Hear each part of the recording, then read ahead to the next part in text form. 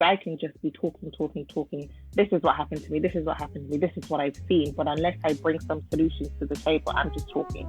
So I try to be very solution oriented in my articles. But as I said, I'm trying to work through what's the best way to re-engage full-time within the sector. I don't think that I can go back to the traditional model of I'm working for an INGO, I'm managing a project, I'm based in headquarters, the project is overseas, I'm going to go there 5 times a year, do some monitoring, report back to the donor to tell them, yes, great project, please give us some more funding. That model does not work for me anymore. But it's to figure out what model would work for me going forward. My name is Lazenya Weekes-Richemond, co-founder of Rethinking Global Health, and you're listening to the Public Health Insight podcast. Before we move on, it is important to note that the views expressed in this podcast are our own and do not represent any of the organizations we work for or are affiliated with. You're listening to the Public Health Insight podcast, your go-to space for all things public health and global health, from the Sustainable Development Goals to the social determinants of health, as well as interesting dialogues about the diverse career opportunities that exist in these fields. Remember to subscribe to the podcast and leave us a rating on Apple Podcasts and Spotify so other people like you can benefit from our content. I want to lighten it up a little bit by going to our rapid fire segment called Insight Blitz, where we'll ask you some questions or read some brief statements, and you will be able to provide a brief response to those. You ready to begin? Sure, let's go. All right, let's begin. I promise they're harmless. What do you do in your spare time for fun? I go to the gym. If you could go back to when you first started your career in global health, what would you tell yourself knowing what you know now? That I'm operating within a system, and the system isn't meant for me to flourish, and just be mindful of that. Name one of the most inspiring books, movies, articles, or any media that you've read or consumed. Oh, there is this book that I've read by Lazenya Jones. Do I have it here? I don't remember the name of the book now. But the Fear Fighter Manual. Basically how to, fight fear as a Black person living in a white world. List 2 important traits of a global health professional. Reflective, participatory. Okay. I wonder why you chose those 2. All right. And lastly, if you didn't pursue a career in global health and you weren't interested in medicine at the time, what career would you have chosen instead? I honestly don't know. When I was younger, I wanted to be a vet. That was because I had a kitten. So in case they got ill, I could be a vet to care for my kitten. Inspiration comes from home. You have to make sure your pet's doing okay. So I think LaShawn wanted to be a grasshopper catcher. Yes, I did. At one point. Yes, I did. So wow. Catch those grasshoppers. There you go. I'd love to know the story behind that. Oh my gosh. We'll talk after the recording. All right. That brings us to the end of our rapid fire Insight Blitz segment. I'll pass it over to LaShawn. All right, cool. So we've been talking about how complex this space is, and I'm really enjoying this conversation just because as an early career professional in global health, it's good to see the realities of what people are getting into and the types of career that are out there. You might have your eyes set on a specific position at a headquarters that does global health, but to actually see as a person of color, as a woman of color, there are challenges that are not often talked about, and there's not light shed on a lot of these issues. And so that's why I'm interested in asking more about how do we really address some of these issues, these core systemic issues. In the article, you laid out your personal experiences and some of the observations you've had over this 14-year career of yours. But in your opinion, what are some of these steps that need to be taken in global health so that it can ultimately be more inclusive of voices from Black and Brown communities and have that meaningful representation from low and middle income countries? It starts with the individual to really reflect on their biases, reflect on why they got into the sector, reflect on how they're perpetuating some of the harmful practices within the sector. But I also think organizations really have to step up to the plate. So when George Floyd passed away, you saw all of these things plastered on organizations' websites. It'd be interesting if they go back to all of this that they've written. We're going to be anti-racist, we're going to be this, we're going to be that, and assess themselves.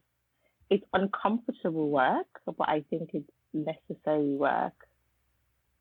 I wrote an article recently about the dynamic between headquarters and country offices and how headquarters hold most of the power. Again, it's how the system was designed. So organizations now need to really look at the structure and say, are we really fit for purpose? Are we being as inclusive as we say we're being? There's the rise of the regional office now, where the regional office is having a bit more of the power, but they're still reporting back to the headquarters. Is that really the way to go? I know there's one organization who I've been following them, or IPAS. They're a reproductive health organization where they've literally just got rid of the headquarters structure and it's more of a flat structure. And that is in efforts to be more inclusive. Some organizations might not want to go to that extent. I think Oxfam has moved their headquarters from Oxford in the UK. It's now in Kenya. There's Amref, who their headquarters is based in Kenya. So I think organizations just need to look at their structure, look at their practices, look at their hiring practices. I mentioned that I started off as an intern. At that point, it was an unpaid internship. If you look at the representation of interns, there's hardly any Black and brown people because we can't afford to be working for free for a whole year.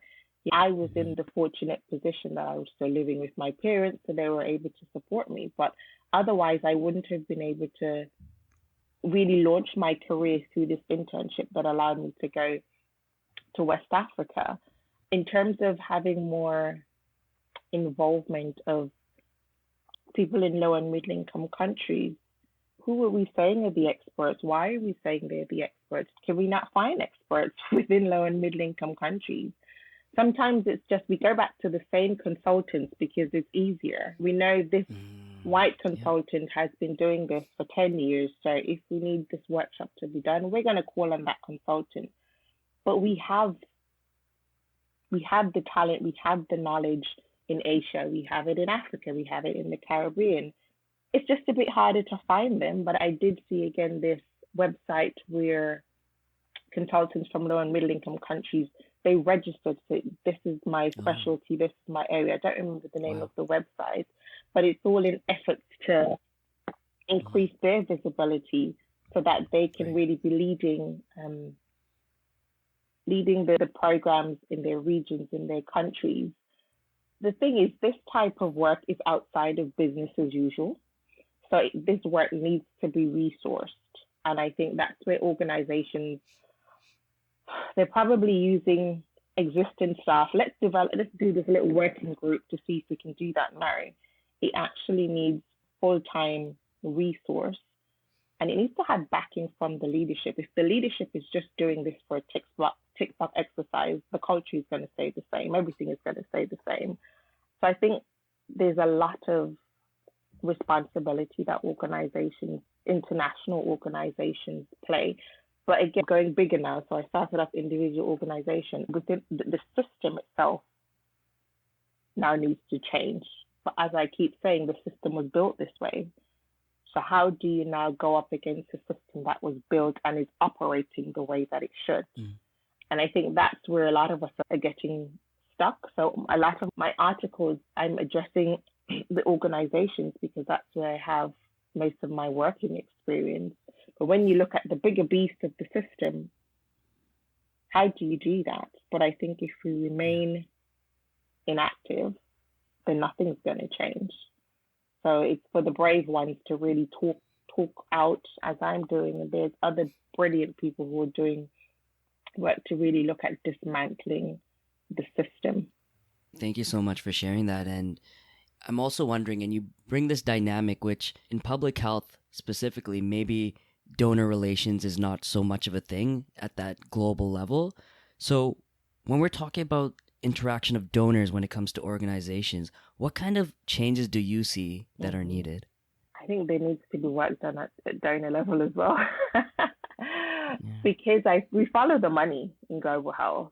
So if a donor has a call for proposals for a TB project that's going to be rolled out across Asia and Africa, organizations are going to fit themselves to meet that criteria from the donor.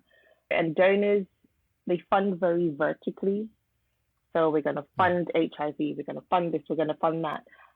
I think donors need to start funding more health system strengthening, because we can be working on one part of the system in terms of service delivery, but there's many components to a health system. So if we just focus on health delivery, and we're not looking at other issues, that shortage of health workers. We want to train, but there's not even health staff to train. But we want to say we trained 25,000 health workers to do X. So I think donors need to be pulled into this conversation that we're having. I think in terms of how donors fund, a lot of donors want to fund INGOs, and then INGOs subcontract. Personally, I feel like we can cut the middleman out sometimes, because INGOs are getting the lion's share of the budget, and then what goes to the country programs is peanuts, but they're still expected to meet these indicators that have been set not by them, but by the headquarters. So they're already at a disadvantage because then they're under-resourced to be able to implement their project. Yeah, I just think donors need to be brought into the conversation and fund differently. And again, there are innovative initiatives that are coming up about funding differently that I'm keenly following to see what model are they using. Yeah, that's great. And we can talk about this for hours, to pick your brain. And this highlights, so at the same time, if you didn't go into the system, you wouldn't know what the challenges were. I hear what you mean at the beginning when you said you still, at the end of the day, don't necessarily regret it because you wouldn't have known what issues prevailed and what to call attention to. So I'm mindful that's a very important context for people who are going to public health and global health. But now that you've left global health, and now that you've had some time to reflect, is it a goodbye or is it see you later for global health? It's a see you later. I still wanted to remain engaged in the space, and that's why I'm speaking out about my experiences. I try to be, or at least in most of my articles, I try to provide some solutions. I like to give practical examples of experiences that I've gone through, to then propose some solutions, because I can just be talking. This is what happened to me. This is what I've seen. But unless I bring some solutions to the table, I'm just talking. So I try to be very solution oriented in my articles. But as I said, I'm trying to work through what's the best way to re-engage full-time within the sector. I don't think that I can go back to the traditional model of I'm working for an INGO, I'm managing a project, I'm based in headquarters, the project is overseas, I'm going to go there 5 times a year, do some monitoring, report back to the donor to tell them, yes, great project, please give us some more funding. That model does not work for me anymore. But it's to figure out what model would work for me going forward. That's interesting. And I believe you have a consulting company, Weekes-Richemond, Rethinking Global Health. Is that sort of what you're endeavoring to do with that in some shape or form? Yeah, that's part of it. So it's mostly right now the blog, just getting my thoughts, my ideas out, but starting to work with organizations for them to rethink how their organization is perpetuating a lot of these harmful practices. So I have done some consulting with different organizations, mostly based in the UK. And if that picks up, great. But I feel that consulting could be one way to go. But I do still want to keep the blog that I have with my husband alive and sharing experiences. Like that reaches a wider audience than working just one-on-one with an organization. Absolutely. And you're doing just that, being on our podcast. So having said all of that, this was a very rich discussion, no pun intended. What are your take-home messages for our audience, in particular students and recent graduates who are aspiring to work in global health or even public health? Your message can even be for those who are maybe in your shoes, who are working in global health and are left frustrated by their lack of empowerment and all the structural barriers that are in place for preventing them from contributing in a meaningful way. Talk about that a little bit. What are your key messages? Yeah. So for the persons who want to enter the global health space, I would say really reflect on, interrogate your intentions. Like, why do you want to get into the sector? There's a lot of white saviorism in the sector that we don't need. So if that's why you're getting into the sector, we can do without you. I would say really being open to learning, lifelong learning. I feel if you're from a high income country, you already have an advantage. And you see this, that sometimes young master's students, they go do their master's thesis overseas and then they automatically now become a project manager. Whereas we have staff who are based in the countries, working there for years, who can't progress. So just interrogate why it is that you want to get into the sector. And once you're in the sector, continue to be learning, continually be reflecting. But I think continue to share the knowledge that you've gained from your MPH or your DRPH. One of my friends within public health, she said something that has stayed with me, that every position that you're in, really think of doing knowledge transfer, skill transfer. That's important because as people from high income countries, we're going to move on to another country. So at least have something that remains and constantly be thinking, how sustainable is everything that I'm doing? How sustainable? If when I leave, I take everything with me, then what's the point of me being there?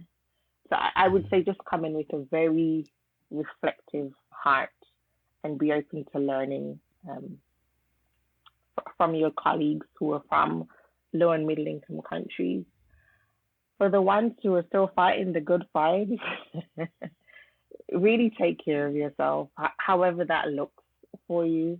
As I said, I wrote emails, I did complaints, I did it all. And then I thought, no, I'm not at my expense. So take care of yourself. I'm not going to say keep up the good fight if it's detrimental to your health, but really take care of yourself and reflect. It doesn't have to be always just the traditional way of doing things. As I stepped out for a bit, take a side step if you need to do some reflection, because sometimes when you're in the thick of things, you can't really see very well. But I've been out of the sector now for 2 years this month, and I'm able to see things a lot more clearly than when I was in the day-to-day of it. So everyone has their families to support and things like that. So I'm not saying quit and protest, but take care of yourself. And I would say to organizations, INGOs, their leadership, be ready to have uncomfortable conversations with your staff. I think that's a good place to start. Here in the UK, we have a lot of reports that are coming out that are saying Black and brown staff in these large INGOs, they're not feeling supported, they've experienced racism, they're not included, they're not getting promoted.